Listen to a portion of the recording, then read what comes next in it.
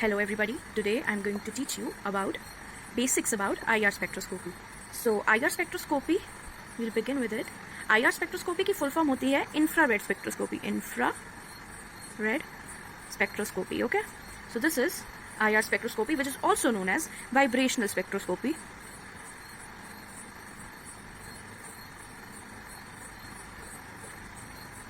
Alright, and next is, now why do we use infrared spectroscopy? So we use infrared spectroscopy for the identification of functional groups, functional groups. Next, so one thing that is very essential for infrared spectroscopy is the compound or the molecule for which we want to undergo infrared spectroscopy. It should always have dipole moment.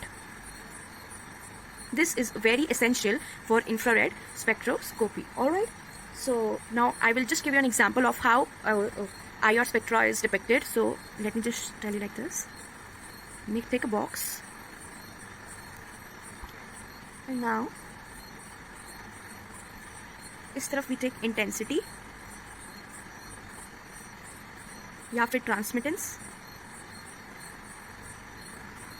and here we take frequency in centimeters inverse, and like this the spectra is somewhat like this. Okay, so this is how an IR spectra is seen.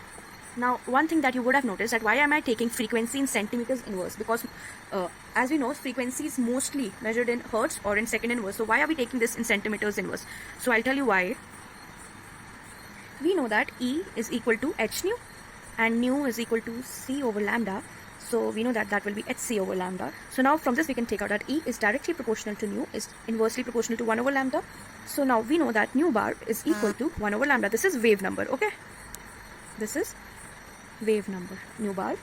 And from this we can see that E is directly proportional to nu, is directly proportional to nu bar. So nu here is the frequency that is measured in hertz or second inverse, whereas the wave number we take centimeter inverse. So we write here frequency, but actually it is wave number, so we take the unit centimeter inverse. I hope you understood this.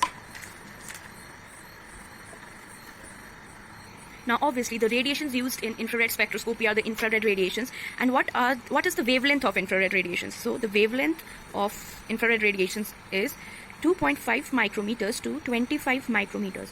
Now if you can see, then this is a very short range, right? This is a very short range.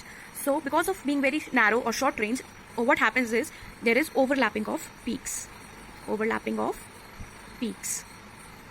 So what do we do is we convert this micrometer into centimeters inverse. Now how will we do that? I'll tell you.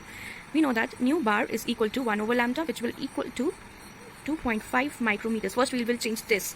Okay, so 2.5 micrometers, which can be written as 1 over 2.5 into 10 raised to power minus 6 meters, right? Which then can be also written as 1 over 2.5 into 10 raised to power minus 4 centimeters. So this can be written as 1, 2, 3, 4, 5 upon 4000 centimeters inverse. Upon 25 centimeters inverse, which will be equal to 4000 centimeters inverse. So we got this first value. Okay, now we will do the same steps for 25 micrometers. So again we will do nu bar is equal to 1 over 25, right? Which will be then equal to 1 over 25 micrometers, right? So it will be then be equal to 25 into 10 raised to power minus 4 centimeters. So 1, 2, 3, 4 over 25 centimeter inverse will be equal to 400 centimeter inverse. So now the range we get is 4000 centimeter inverse to 400 centimeter inverse. We know why this inverse is happening. We're taking the bigger term here because this has come from 2.5 micrometers and this has come from 25 micrometers. So this actually is our range, which is obviously a broader range, and it gives us nice peaks which can be easily be understood.